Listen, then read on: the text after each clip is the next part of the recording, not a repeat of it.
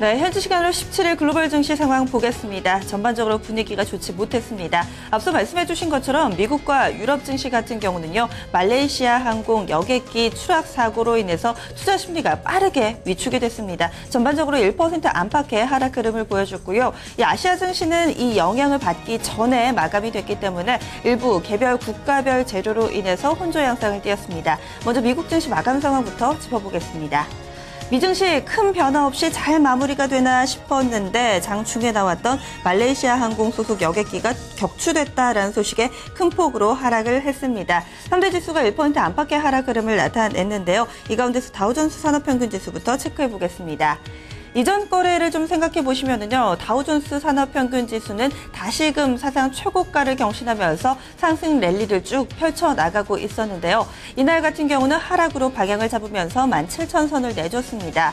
대외 악재 때문이었는데요. 우선 대내적으로 여러 가지 경제 지표가 좀 나오기는 했습니다. 부동산 지표는 다소 부진했고, 이 고용 지표 그리고 제조업 지표는 호조 양상을 띠기는 했지만 이 대외 악재로 인해서 대내적인 이런 경제 지표는 다소 묻히는 분위기였습니다. 하루 동안의 흐름 체크해 보겠습니다. 이날 종가부터 체크를 하면은 전날보다 0.94% 밀려나면서 16,976.81포인트의 거래를 마쳤고요. 장 초반에는 전일 수준과 비슷하게 출발을 하다가 이 소식이 전해지면서 점차 낙폭을 키우는 양상을 띄었습니다. 이어서 30개 구성 종목들의 흐름도 보실까요? 하락한 종목이 월등히 많았습니다. 단 3종목만 올랐는데 이 10%만 오른 거죠. 가장 낙폭이 컸던 종목부터 보겠습니다. 인텔입니다. 이날 2.74% 밀려났는데 이전 거래일 호실적으로 인해서 9% 급등을 했는데 이에 따라서 약간 부담감을 느끼며 차익 실현 매도 물량 집중되는 양상이었고요. 이어서 카드사 비자, 캐터필러, 존슨앤존슨, 3M, 아메리칸 익스프레스 순으로 낙폭이 나타났습니다. 이들 종목 2% 안팎으로 하락을 했고요. 세 종목만 올랐다라고 말씀을 드렸는데 그 종목들 확인해 보겠습니다. 이날 시장 대비 선전을 한 종목, 그 가운데서 유나이티드 헬스가 1.61% 오르면서 가장 선방을 했고요. 이어서 대형 IT주 두 종목이 뒤를 이었습니다. 마이크로소프트 그리고 IBM 순이었는데 마이크로소프트는 개별 재료가 있었고요. IBM은 실적 발표를 앞두고서 기대감이 약간 반영되는 모습 보여주기도 했습니다. 참고적으로 IBM 장 마감한 이후에 나온 실적은 다소 예상치를 하회하는 흐름 나타내면서 현재는 약간의 조정 양상 띄고 있습니다. 마이크로소프트 개별 재료가 있었다라고 말씀을 드렸는데요. 그 내용 좀 더 자세하게 보겠습니다. 사상 최대 규모의 이 구조 조정을 발표를 했습니다. 18,000명의 감원 계획을 내놨는데요. 18,000명, 마이크로소프트 전체 직원의 14%에 해당하는 규모입니다. 이런 대규모 감원 소식으로 인해서 구조 조정에 대해서 박차를 가하고 있다라는 것으로 해석이 됐습니다. 긍정적인 포인트로 인식이 되면서 시장 분위기를 이겨내는 흐름이었는데요.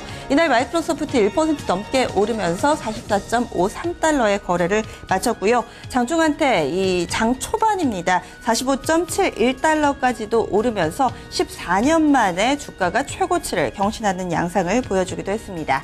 이어서 S&P 500으로 넘어가겠습니다.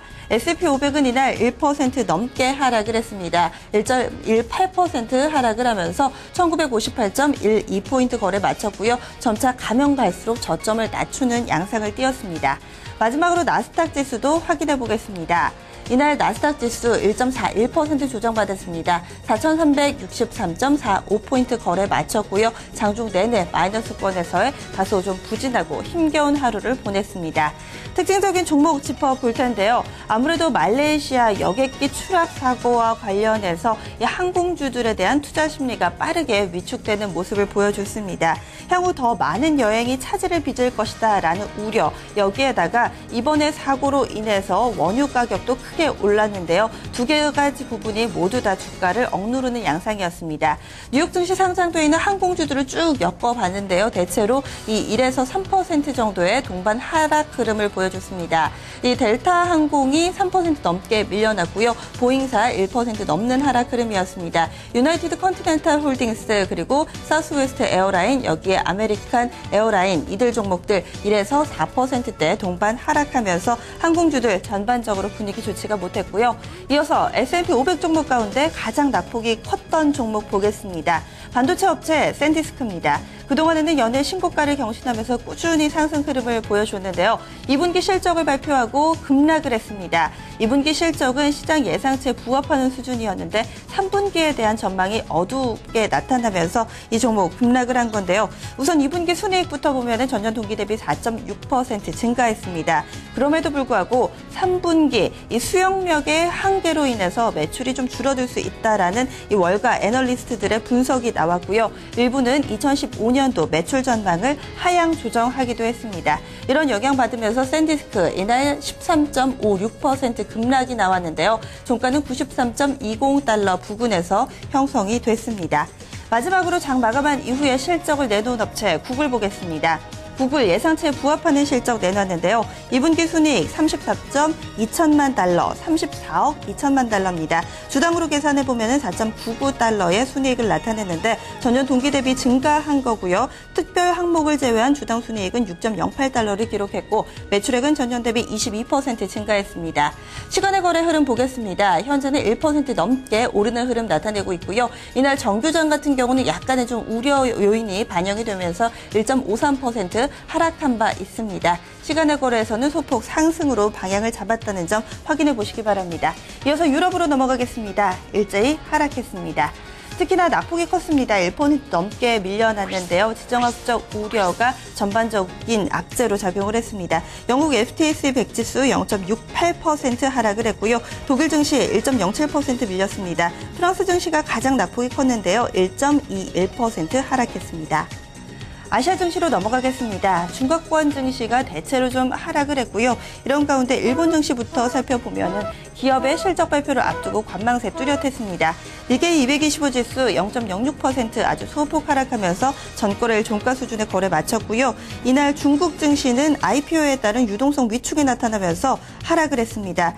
상하이 종합지수 0.57% 밀려났고 대만 각권지수 0.81% 하락했습니다. 전반적인 아시아 증시 가운데서는 인도 증시만 소폭의 상승 흐름을 나타냈습니다. 글로벌 증시 마감 시황이었습니다.